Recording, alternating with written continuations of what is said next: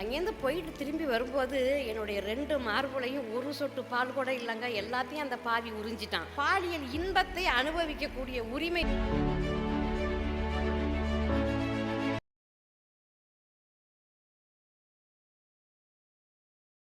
நான் பேச நினைப்பதெல்லாம். கவிஞர் நீலா அவர்கள் ஏற்புரை ஏற்புரைன்னு ஒன்று சொல்ல போகிறோம் அப்படிங்கிறதே தோழர் பேசி முடிக்கும் போதே நான் அப்படியே மயங்கி போய் உட்காந்துருந்தேன். நிறைய எதுவும் இதில் விமர்சனங்கள் நிறையா வருமோ அப்படிங்கிற ஒரு ஒரு பயம் எனக்கு இருந்துக்கிட்டே இருந்தது. ஆனாலும் கூட நான் அடைந்த அதே உணர்வுகளோடு தோழர்கள் பேசினது ரொம்ப மகிழ்ச்சியாக இருந்தது. இதில் குறிப்பாக அழகனும் அழகிகளும் நூலை எழுதுவதில் எனக்கு 2 சவால் இருந்தது. ஒன்று, கொஞ்சம் தவறுனாலும் அது ஒரு பாலியல் கதைகளாக மாறிவிடக்கூடிய ஒரு அபாயம் இருந்தது. இன்னொன்று ஆன்மீக கதைகளாக மாறிவிடக்கூடிய அபாயமும் இருந்தது. இந்த 2ஐயும் தாண்டி நாம் ஒரு அறிவியல் பூர்வமான கதைகளாக அதை கொண்டு வரதில் நான் ரொம்ப யோசிக்க வேண்டியிருந்தது. ஓரளவுக்கு அதில் கொண்டு வந்திருக்கேன் அப்படின்னு நான் நினைக்கிறேன். அதே மாதிரி இசங்கள் பற்றினதும் எனக்கு அதை இன்னும் கூட அதில் உள்ள நுழைஞ்சு ஒரு போர்க்குணத்தோட ஒவ்வொரு வார்த்தையும் புரிஞ்சுக்கிறதுக்கு முயற்சி பண்ணி தான் அந்த அந்த இசங்கள் பற்றின கதையும் நான் எழுதினேன். இன்னும் அதுலேயும் போக வேண்டியது 2மே கிட்டத்தட்ட அரைகுறை தான். எந்த 2 புத்தகமுமே முழுசாக நான் அதை செய்யலை அப்படின்னு தான் சொல்லணும். இதில் குறிப்பாக இன்னமும் எனக்கு நினச்சாலே நாம் கஷ்டப்படுறோம் அப்படின்னு நினைக்கும்போது நீ படுறதெல்லாம் கஷ்டமே கிடையாது அப்படின்னு என்னைய வழி நடத்திக்கிட்டு இருக்கிறது தேவதாசிகள் தான். அந்த பேரை சொல்லக்கூடாது அப்படின்னு சொல்லி என்கிட்ட அடிக்கடி ரோஹிணி சொல்லுவாங்க. அப்படி ஒரு பேர் கேட்கும்போது எனக்கு கொஞ்சம் கூச்சமாக இருக்குது நீலா அப்படிம்பாங்க. எனக்கும் அப்படி தான் இருக்குது. ஆனால் எனக்கு அது அழகாக தெரியுது அப்படிங்கிறது. ஏன்னா நான் அதை வேறு மாதிரி பொருளில் தான் புரிஞ்சு வச்சுருக்கேன். அதனால் எனக்கு அதில் சொல்கிறதுல ஒரு பெரிய கூச்சம் இருக்கிறதில்ல. அந்த அவங்களுடைய கஷ்டத்துக்கு முன்னாடி, அதாவது இந்த தேவதாசி முறை நல்லது அப்படின்னு சொல்லக்கூடிய ஆட்களுமே தேவதாசிகளை குறை சொல்லுவாங்க. ஐயய்யா அவளா அப்படிங்கிற மாதிரி சொல்லுவாங்க. அதை இழிவாக பார்க்கக்கூடியவங்களும் அவங்கள குறை சொல்லுவாங்க. எப்படி பார்த்தாலும் அவங்களுக்கு ஒரு நல்ல மதிப்பீடு, ஒரு மரியாதை சமூகத்தில் இல்லைங்கிறது தான் நிஜம். சமூகமே இப்படி புறந்தள்ளக்கூடிய ஒருத்தி இவ்வளவு கலை இலக்கியத்தையும் கற்றுக்கிட்டு அதை அதில் பேர் புகழ் வாங்கிறது, அதில் தன்னை மறக்கிறது, அதில் தன்னுடைய கஷ்டங்கள் சோகத்தை எல்லாம் அதுக்குள்ளே கொண்டு போய் அவங்களுடைய எல்லா இழிவுகளையும் எல்லா அவமானங்களையும் தொடச்சறிகிறதுக்கு அவங்க ஒரு ஊன்றுகோலாக பயன்படுத்துறது இந்த கலை இலக்கியத்தை தான். அதனால தான் அவங்களால அதில் பெரிய அளவுக்கு கொண்டு புதுசாக அதுக்குள்ளே மனசை ஈடுபடுத்தினா தான் அவங்களால அதை கண்டுபிடிக்க முடியுது, அதை செயல்படுத்த முடியுது. அப்படி அந்த கஷ்டத்தை பார்க்கும்போது, அவருடைய பிரச்சனையை கேட்கும்போது ஒவ்வொருத்தருக்கும் எத்தனை சூட்டுக்கோள் எத்தனைது, அதாவது போடும்போதே பெரிய கோயிலில் இருக்கக்கூடிய தேவதாசிகளுக்கு திரிசூலத்தால் சுட்டுக்கோளில் சூடு போட்டிருப்பாங்க. இங்கே ஸ்ரீரங்கத்துக்கு பகுதியில் சங்கு சக்கரம் போட்டிருப்பாங்க. விராலிமலை பகுதியில் மாரிக்கண்ணம்மா ஓம்ங்கிற எழுத்தை சுட்டுக்கோளால் பொறிச்சிருப்பாங்க. இதையெல்லாம் பொறிக்கும்போது அவங்களுக்கு என்ன அந்த உடம்பு என்ன துடிச்சிருக்கும்.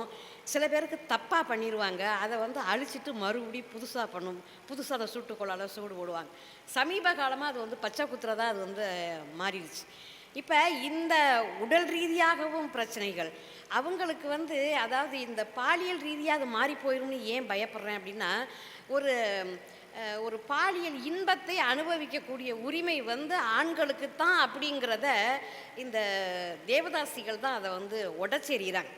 அதை அப்படி அவங்கள போகிறதுக்கு கலை இலக்கியத்தோடு வேலையை நிப்பாட்டிக்க, உன்னுடைய வேட்கையை பூரா ஆண்டவன் மேலே போடு, கடவுள் பாடுறது மூலமாக உன்னுடைய வேட்கையை வெளிப்படுத்து, மற்றபடி மனுஷனுக்கிட்ட நீ எந்த காலத்துலையும் அதை கொண்டாடக்கூடாது அப்படின்னு இறுக்கமாக வச்சு அவங்கள அப்படி ஒரு பாலியல் வேட்கை அவங்களுக்கு வராத அளவுக்கு என்னென்னலாம் பண்ணணுமோ அதையெல்லாம் பண்ணி வச்சுவிட்டு தான் அவங்கள கலை இலக்கியத்தில் ஈடுபாடு கொள்ள சொல்லி இந்த ஆன்மீகம் அவங்கள போதிச்சு வச்சுருக்கு. அப்படி தான் ஒவ்வொரு காலகட்டத்திலையும் அவங்கள அவங்க ஒரு வகையான அது ஒரு பெண்ணடிமை இதில் சிக்கி தவிக்கிறாங்க அப்படிங்கிறது தான். இந்த இதை பார்க்கும்போது நமக்கு வந்து எவ்வளவு கஷ்டம் நம்ம மனசுக்குள்ளே இருந்தாலும் அது எல்லாமே அவங்கள்ட்ட யாராவது ஒருத்தர்கிட்ட பேசணும் அப்படின்னு சொன்னால் எல்லாமே மறந்துடும். நான் வந்து இதில் எழுத தயங்கின பல விஷயங்களில், அதாவது ஷீலாராணி அம்மா வந்து இதுலேருந்து மீண்டு வாங்கப்பா அப்படின்னு சொல்லும்போது ஒரு 33 பேர் வந்தாங்க. ஒரு 10 பேர் வந்து இந்த வறுமை பொறுக்க முடியாமல் பழைய வாழ்க்கைக்கே திரும்பிட்டாங்க. மீதி 23 பேர் நிலச்சி நின்னாங்க. இந்த போன 10 பேரில் ஒருத்தி வந்து 2 மாதம் கழித்து அங்கேருந்து வர்றா. வரும்போது கடைசியாக ஒரு கட்டத்தில், நீ எப்படி முதல்ல மாட்டேன்னு சொல்லிட்டு போனேன், அப்புறம் வந்து மறுபடியும் ஜிம் கட்டிங் பயிற்சிக்கு எப்படி வந்த அப்படின்னு பேச்சு வாக்கில் கேட்கும்போது அவள் சொன்ன ஒரு வார்த்தை என்ன அப்படின்னு சொன்னால், என் குழந்த ஒரு வயசு குழந்தையா இருக்குது, ஜுரம், அதுக்கு வந்து பால் குடிக்க மாட்டேங்குது. அப்புறம் அப்போ தான் மருந்து கொடுத்து கொஞ்சம் தெளிஞ்சு வந்துக்கிட்டு இருக்கு. அந்த நேரத்தில் இந்த கிழவி என்ன பண்ணிட்டா, தாய் கிழவின்னு சொல்லுவாங்க. இந்த தாய் கிழவி என்ன சொல்லிட்டா, ஒருத்தன் வந்திருக்காண்டி, ஆளை பார்த்தா பசையாக தெரியுது, நீ போயிட்டு வந்துரு. பாப்பா வந்து இன்னும் பால் குடிக்கலை அப்படின்னு சொல்கிறேன். இல்லை நீ போயிட்டு வந்துரு, ரொம்ப நாளாக கிராக்கியே இல்லாமல் இப்போ தான் ஒன்று வந்திருக்குது, அதையும் விட்டுறாத அப்படின்னு சொல்லி என்னை அனுப்பி வச்சா. அங்கேருந்து போயிட்டு திரும்பி வரும்போது என்னுடைய 2 மார்புலையும் ஒரு சொட்டு பால் கூட இல்லைங்க, எல்லாத்தையும் அந்த பாவி உறிஞ்சிட்டான் அப்படின்னு அதை கேள்விப்பட்டு என் குழந்தைக்கு பால் கொடுக்க முடியாத ஒரு நிலைமை வந்தோடனே இந்த நார பொழப்பு வேண்டாம், எவ்வளவு வறுமையாக இருந்தாலும் நம்ம போய் அங்கே போய் பொழைச்சிக்கிடுவோம்ட்டு வந்துட்டேங்க. அப்படின்னு இந்த ஜிம் கட்டிங் பயிற்சி ஆரம்பித்து 2 மாதம் கழிச்சு ஒருத்தி வந்தா. அதுக்கு அவள் இந்த காரணத்தை சொல்கிறா.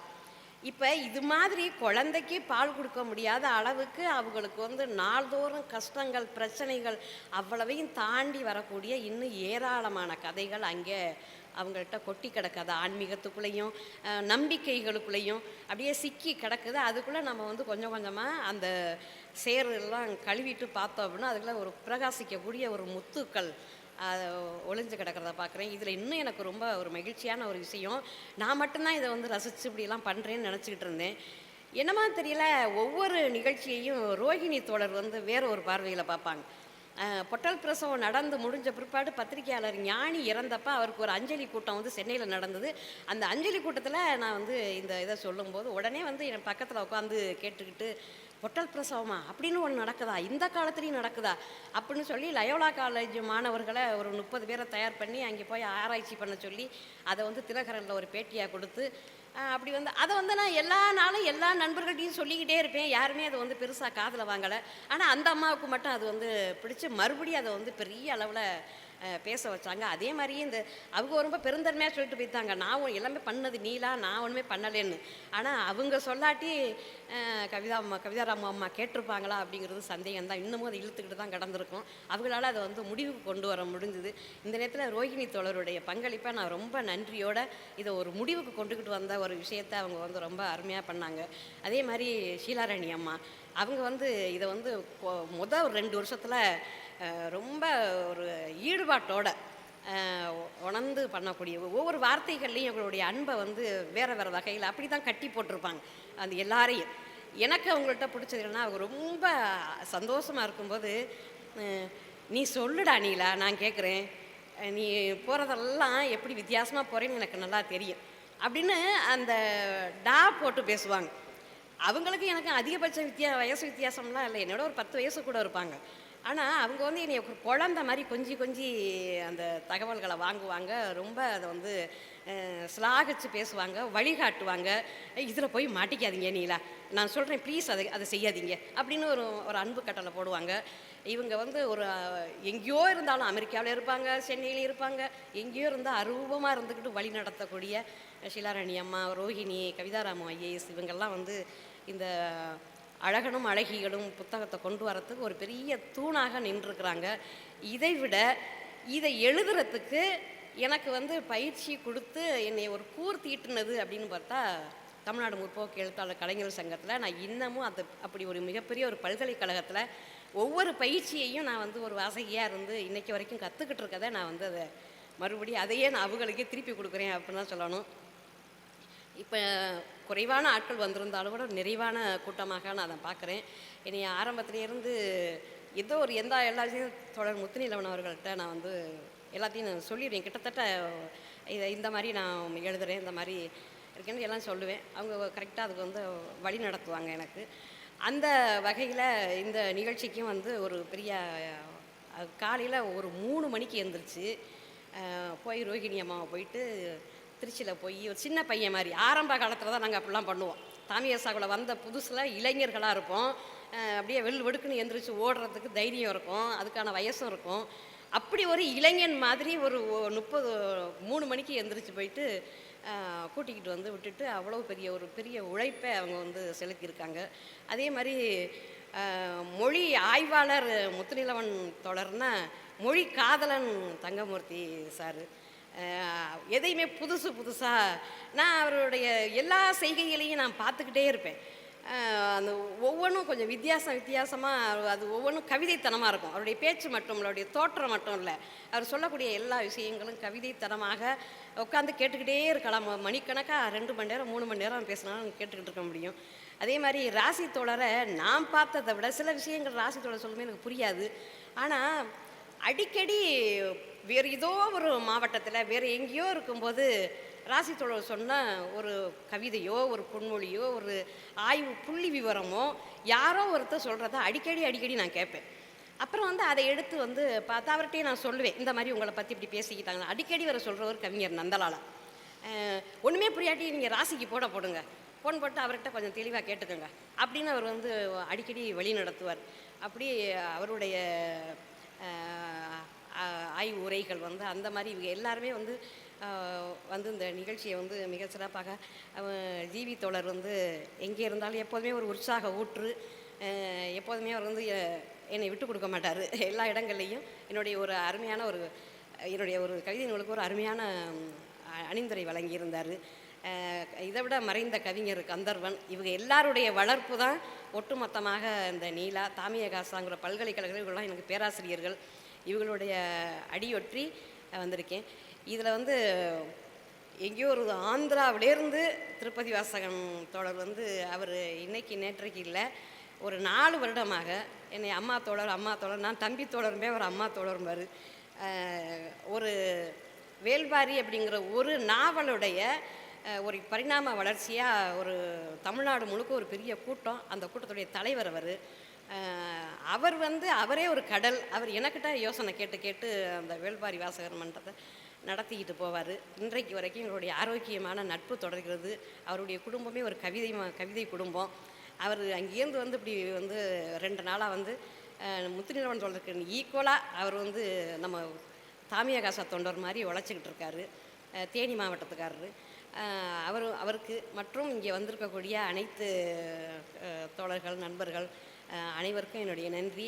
இங்கே வந்திருக்கக்கூடிய ஒவ்வொருத்தரும் நான் பேர் சொல்லப்பட வேண்டிய என்னை உற்சாகமூட்டக்கூடிய கடல்கள் அனைவருக்கும் என்னுடைய நன்றியை தெரிவித்துக் கொள்கிறேன். எனது குடும்பத்திற்கும் என்னுடைய நன்றியை தெரிவித்துக் கொள்கிறேன். அப்புறம் மைதிலி கஸ்தூரி ரங்கத் தோழர் இப்போ தான் வராரு. ரொம்பலாம் வந்து அதிகமாகலாம் பேச மாட்டாங்க, கஸ்தூரியும் சரி மைதிலியும் சரி. மைதிலியோடைய ஆற்றல் வந்து ஒரு குறுகிய காலத்தில் ஒரு பெரிய அளவுக்கு போன ஒரு விஷயம். இந்த பின்னவீனத்துவத்து கூறுகள் வந்து நிறைய வந்து மைதிலியோடைய கவிதைகளில் பார்ப்பேன். ரத்தியா வந்திருக்காங்க. ரத்தியாவும் வந்து எங்களுக்குள்ளே வந்து பேசாத பேச்சுக்களே இல்லை, மடை திறந்த பேச்சுகள். இப்படி வழக்கறிஞர் விஜயா இப்படி எல்லாரும் அந்த ஆத்மார்த்தமான தோழிகள் கூட்டம் எனக்கு வந்து ஒன்று இருக்குது. இரவு நேரத்தில் எங்களுடைய கொண்டாட்டங்கள் எல்லை மீறி இருக்கும். நிறைய வந்து பேசுவோம், மணிக்கணக்காக பேசுவோம். குடும்பம்லாம் எங்களை வந்து இந்நேரத்தை பேசிக்கிட்டு இருக்கியா அப்படின்னு கேட்குற அளவுக்கு எங்களுடைய பேச்சுகள் இருக்கும். எல்லாரையும் பேர் சொல்ல ஆசை தான். இருந்தாலும் கூட நேரம் கருதி, ஏன்னா ரொம்ப நேரம் நம்ம வந்து பேசிக்கிட்டு இருக்கோம். இது எல்லாரும் வந்து என்னுடைய இந்த புத்தக வெளியீட்டு விழாவுக்கு வந்திருக்கிறீங்க. எங்களுடைய ஆரம்ப காலத்திலேருந்து கலையிரவு நடத்துகிற காலத்திலேருந்து எங்களுக்கு ஏதாவது ஒரு வகையில் கை கொடுத்து அந்த கலையிரவுகளை வந்து சிறப்பாக நடத்தி கொடுக்குறதுல தம்பி KNP முருகேசன் வந்து முக்கியமான ஒருத்தர். இந்த முறையும் வந்து இந்த மண்டபத்தை அப்படியே நீங்கள் பயன்படுத்திக்கங்க அப்படின்னு சொல்லிட்டு கொடுத்துருக்காரு. அதனால தான் இது வந்து கொஞ்சம் சீரும் சிறப்புமாக நம்ம நல்லா அமைதியாக உட்காந்து கேட்குறதுக்கு ஒரு வாய்ப்பை ஏற்படுத்தி கொடுத்துருக்கு. இது மாதிரி தோண்ட நிறையா வருது. நான் விட்டு போயிருந்தாலும் எல்லோரும் உங்களுடைய சகோதரியாக நினச்சி, ஏன்னா உங்களுடைய உதவியால் தான் இந்த நிகழ்ச்சி நடந்திருக்கு. உங்கள் அனைவருக்கும் என்னுடைய மனம் திறந்த நன்றி. ஏற்புரை தனியாக நன்றி சொல்ல சுவித்தோழர் வருவார். என்னுடைய ஏற்புரைக்கு வாய்ப்பு கொடுத்தவங்க அனைவருக்கும் நன்றி. வணக்கம்.